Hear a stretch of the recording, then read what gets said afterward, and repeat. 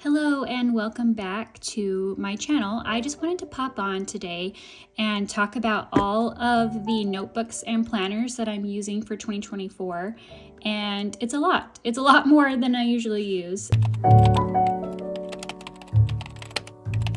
Let's go ahead and start with my traveler's notebook. I had a setup video of this about 1 year ago. I'm still using the same traveler's notebook. This is from, I'm sorry, I've got confetti everywhere for the thumbnail, but this is the Naya Papery traveler's notebook. It's a standard size. It's just beautiful, kind of taupey brown leather, which I really love. It's kind of a cool toned brown in a way, and it's beautiful and I still love it.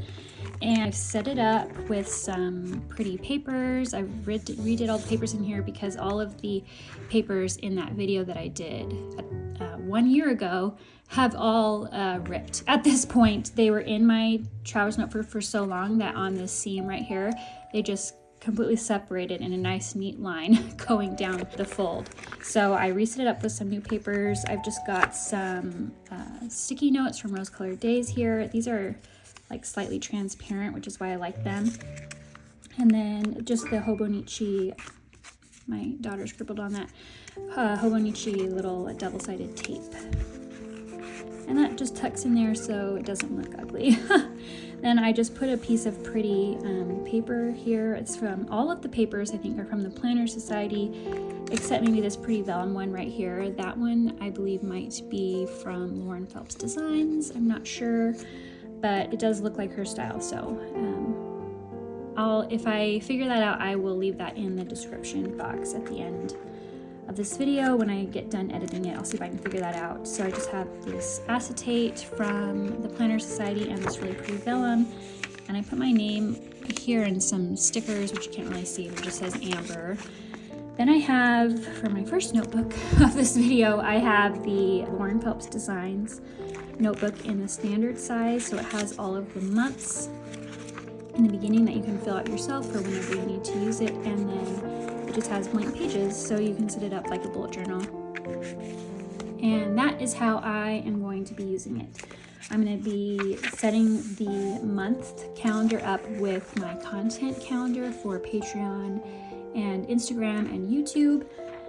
I just kind of fell off the social media bandwagon at the end of last year, and I really enjoy sharing what I'm doing, especially with the business and the art on social media. So I wanted to just get back into it, and sometimes the biggest barrier is just knowing what to post. So I'm going to be planning out my content kind of a month ahead of time. I'll be trying that out this year. And then the pages in the back I'll just be using for like lists and notes and plans, just anything that has to do with future brainstorming for my business and my art and anything in between. And there's lots of pages for that, and this notebook is absolutely lovely, and I have her cover for it to kind of help protect it, because I already did get a smudge on the front before I realized I had this and put it on. So then there's just the back side of those two pretty papers, and then this vellum, which I think is from Lauren Phelps Designs, and then another sheet of paper which is from the Planner Society. And I put these sticky pockets on here, so one side is sticky and you stick it on anything and it creates a little pocket. And these are from Shop Feel Beautiful, which I love her stuff too. Her stuff is very sophisticated and elegant, and I put another little pocket on the back of that as well. And then I have my regular everyday planner, which is my Hobonichi Weeks. This is, sorry, the camera is so shaky.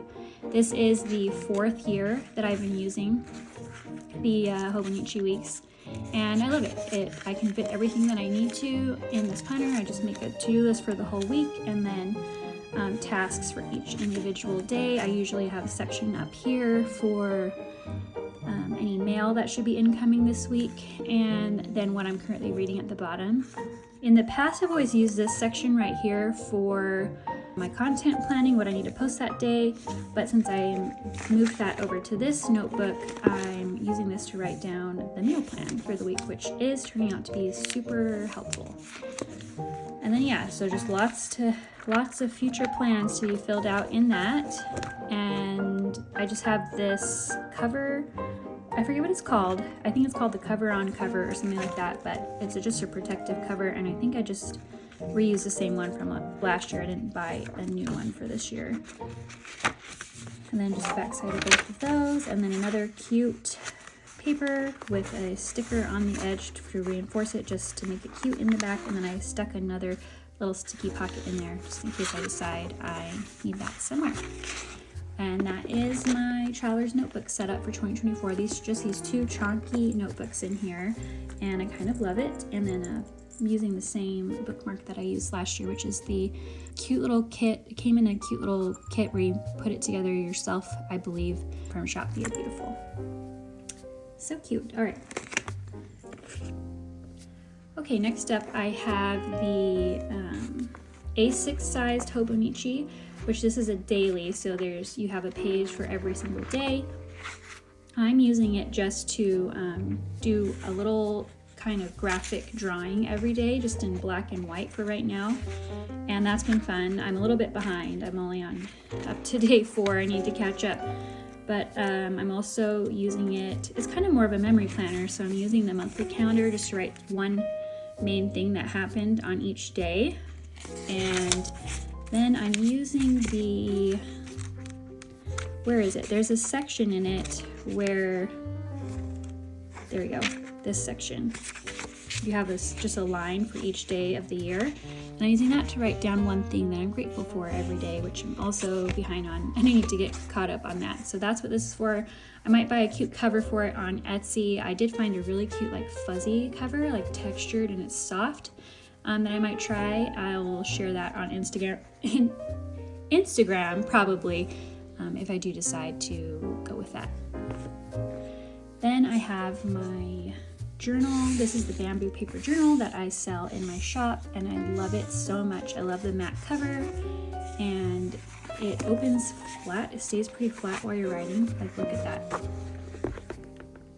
I freaking love that. So this it has this really light dot grid, very light. You can't really see it from a distance, but it does help you when you're lining up your stuff. So I've been using that as a journal for this year, and so far really loving it. I mean, I've only journaled 2 or 3 pages, but really enjoying this so far and having this separate, and I am just planning on leaving this at home. Last year I used one in my traveler's notebook, and it just made it too chunky, and it was too hard to write in it in there anyways. I had to take it out to write in it, and I just got annoyed with that. So I'm glad I have it as a separate notebook this time. All right, then I have my reading journal. This is, here it is. It's by Mellow Days. I believe she's located in France, but I love her journals. What's unique about hers is hers are made with watercolor paper, so they're extra thick. They're a little bit textured. I believe it's hot press watercolor paper, so you can do some really fun things. Like for instance, I watercolored a book cover here and watercolored my title. So this is let me just show you how I have this set up. So I don't think I've ever shared this on the internet before. So this is my reading journal, and this is my setup for last year, and I just did reset it up for 2024 because I didn't end up using that much of it. But I got my table of contents. I've got all of my anticipated releases from last year, the things I was looking forward to coming out. Then I have my physical TBR. These are all of the books that I have on my shelf that I have not read. Anyway, I've read some of them since making the list, but I have a lot to catch up on. And then I have my Kindle TBR. These are books that I have purchased on my Kindle that I need to read. My Audible TBR, audiobooks I've purchased, and then my Kindle Unlimited TBR. And then this is a list of all the series that I'm currently in the middle of, and I've marked off the ones that I've finished. This was my list of the best books of 2023. And this is just a quick review page where I can just write down what I read and how many stars I gave it, and that is from 2023. I started reviewing books that I'd read in this journal. It just got really overwhelming. Like, it was so much writing to do, and I got really overwhelmed with it. So then right around this point, I stopped. Like I drew in some pages here that I didn't end up filling in, so I just ended up covering them up. I don't know what I'm going to do with that. I'll figure that out later. Then I just started using it as like a TBR of what I wanted to read each month, and a shopping list for books I want to buy, some lines that I really liked, more TBRs, etc., book boxes. And then I set it up for 2024 for this year. So this is my anticipated releases list for this year. Then I have a new page for my best books of the year for 2024. And then I have a quick review page, just like I did at the beginning for 2024. And then this year I'm using my little Canon IV2 to print out stickers of the covers of the books I've read, and then I'm just doing a little half review thing, and I only do it once I've read 4 books because I can print 4 covers on one photo sticker and then cut them out, and that I think is going to work a lot better for me. So far this year I've already read 4 books, and I went ahead and filled that all in on Sunday, and it was really nice. I loved doing it. I loved using my fountain pen. I love any excuse to write with my fountain pen. So that is my reading journal. And then last but not least, I have my 2 sketchbooks. So sketchbooks are kind of like memory planning, and also kind of like journaling. I'm just doing it through art. I think I set this up in a YouTube video. So this is my sketchbook. This is what I've got so far. This is just my everyday sketchbook, the one that I reach for if I need to get something down onto the paper. And this is a Moleskine? I can never pronounce their name, but it's one of those. Just their art journal, which I've used many times in the past, and I do really like it. My only problem with it is not white paper. It's like an ivory creamish toned paper, which I don't love, but the red pencil that I sketch with on this paper does actually look really pretty on the more ivory color, but when I go in with colors, it just doesn't look quite the way that I want it to. Anyways, it's a good sketchbook, and I look forward to filling that out. And then this is my secondary sketchbook for if I need more space. And this one, I'll have to look it up real quick. What is this one called? I'll have to check my order history, but this is for when I need a little bit more room for illustrating. Usually when I'm using a lot of my art supplies, I'll reach for this one. Like, look how adorable this fox is. This is when I was experimenting with doing colored pencil on top of watercolor, and I absolutely love it. This one I believe I was experimenting with doing colored pencil on top of Copic marker, which turned out really cute as well. And I swatched some art supplies in my art supply haul video that I did, and then just played with some new markers and drew some Christmas traditions that we do in my family. And yeah, this is just nice to have when I want some more space and when I'm using more mediums. Like this one is more for just sketching with pencil, although I do like to use color in this as well. But when I'm really digging into my art supplies and just playing around, like not creating something official, this is the one that I reach for. Okay, I just looked it up. This is the Stillman and Byrne Zeta series softcover sketchbook in 8x10 extra heavyweight paper, and I've really enjoyed it so far. It's held up really well. I love the extra thick pages, and I would definitely repurchase this. So there's that. So I've got my giant sketchbook, my everyday sketchbook, my book journal, reading journal, I guess is what you would call it, my regular everyday journal, my Hobonichi A6 sized for memory planning, and my bullet journal, which is the Lauren Phelps Designs journal, and my Hobonichi Weeks, which is just my everyday planner. So that is all of the notebooks that I am using this year. It's quite a bit, but I'm pretty happy with this setup.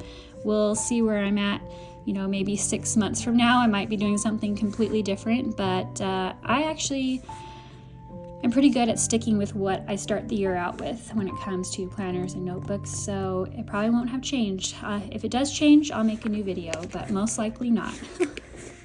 All right, thank you for spending a few minutes with me. I hope maybe you took some inspiration from this on how to arrange your own lineup and to not feel guilty if you are like me and you also use a ton of notebooks and journals.